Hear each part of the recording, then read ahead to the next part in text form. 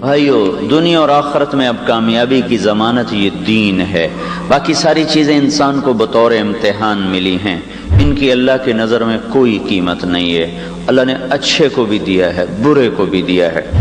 فرعون بھی بادشاہی کر گیا ہے، اور نمرود بھی بادشاہی کر گیا ہے، اور داؤد علیہ السلام نے بھی حکومت کی ہے، اور سلیمان علیہ السلام نے بھی حکومت کی ہے۔ اللہ تعالیٰ نے پتھر کے پجاریوں کو بھی حکومت دی ہے، آگ کی پرستش کرنے والوں نے بھی حکومت کی ہے۔ 3164 سال ایران کی حکومت کا جھنڈا لہرایا ہے دھرتی پر۔